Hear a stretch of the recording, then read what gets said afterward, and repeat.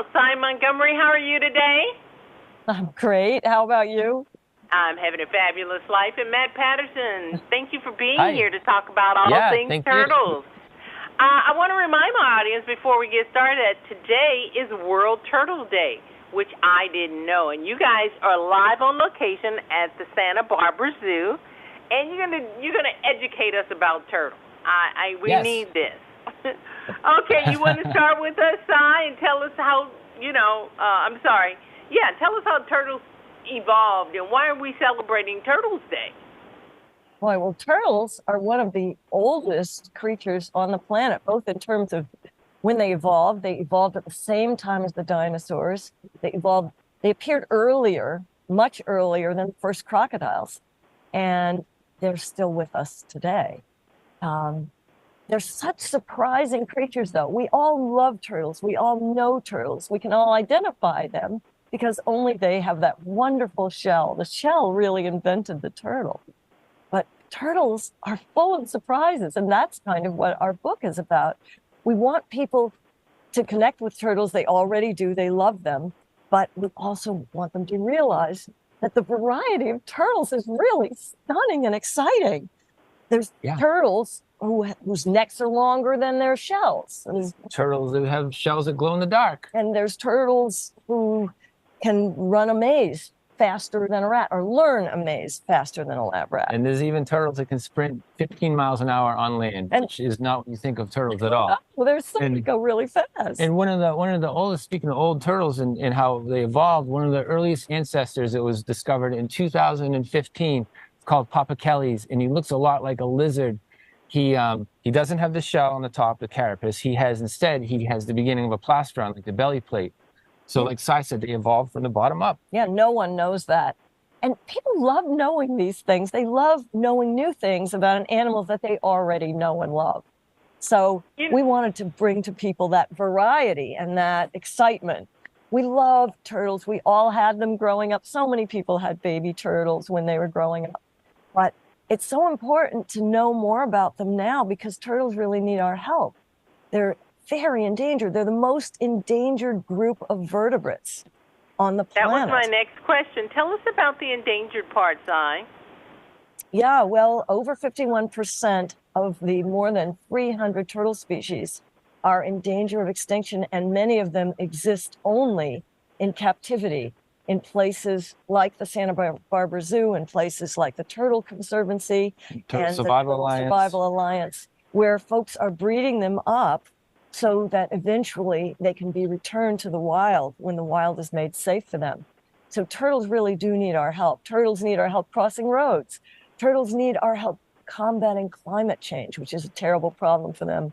Sea turtles, of course, their beaches are actually disappearing. They can't lay their eggs if there's no beach. And turtles are really, really important. I mean, a lot of them are keystone species, like the gopher tortoise. The gopher tortoise has over 360 other animals completely depend on the gopher tortoise to survive. So they are the foundation of many ecosystems, and they are really important animals. Matt, wonderful. And Cy, both of you together you sound like a National Geographic book. And I say that in the highest form because I think they're the most beautifully, most accurately presented books. Let me ask Matt. Matt, you do paintings of turtles? Yes, I am a turtle artist, which is very unique, there's not many of us. It's a very niche.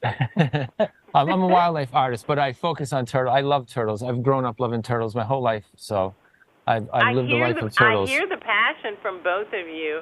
This is just incredible. So what can we do Cy, I'll start with you. What can we do as ordinary people, maybe not living by a beach? What can we do to save the turtle or play a part in them being, safer than they are? Well, we have a whole section in the back of the book telling folks exactly this. One is this time of year, turtles are crossing the road. Help turtles cross the road. Always take them in the direction they're going. Don't pick them up by the tail. Another thing is to shield turtle nests. A lot of turtles are nesting this time of year. And people don't realize if there's a big pile of dirt that they're like digging a hole for a shed, a turtle can come along and lay their eggs there. Leave those eggs alone. And if you can't leave them alone, call someplace like Turtle Rescue and they'll dig them up and incubate those eggs for them. Don't buy plastic bags. Plastic bags kill millions of sea creatures, including especially sea turtles. They see the bag floating in the ocean, they think it's a delicious jellyfish. They eat jellyfish, and if there were no sea turtles, we'd be all up to our lips in jellyfish, which nobody wants. They also keep reefs clean. They're so important.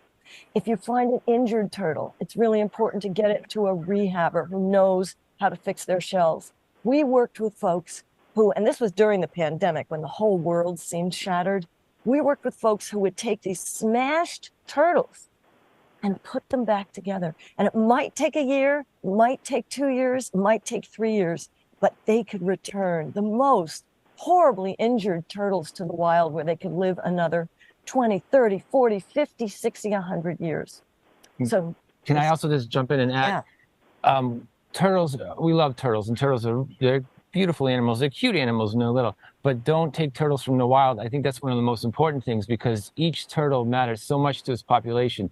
For instance, a wood turtle will live its whole life and it'll lay hundreds of eggs. And of all those eggs it lays in its lifetime, maybe 1 or 2 will grow up to be an adult.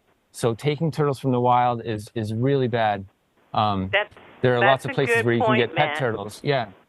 Thank you. I gotta run, but I want to thank you and Cy for telling us about turtles and your book. And Matt, where do we find out more information for those people who've been inspired by what they've heard? Well, the Book of Turtles, you can get it wherever books are sold. HarperCollins on their website. It's on in Amazon, your independent bookstores. And in the back of the book, it lists all these additional resources for people who might want to take it a step further and help turtles. Yeah. All right, then. Well, you guys are such good ambassadors for turtles. I'm so impressed. Thank you. Thank you. No, thank you for stopping by the Valder Beebe Show in Dallas, Texas. You know we're a big state, so you guys have reached a whole big population. Have a great day. We are so grateful. Great. Thank you. Happy World Turtle Day. I broadcast on radio, streaming TV, podcast, and in print publications.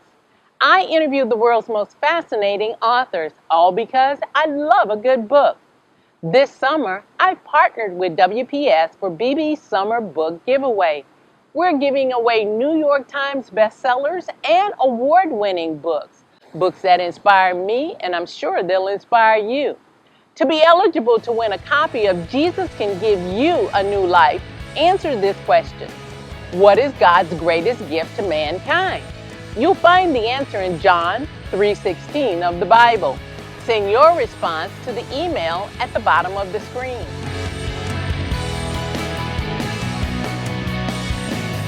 I'm Valder Beebe, and I'll see you for the next Beebe Summer Book Giveaway.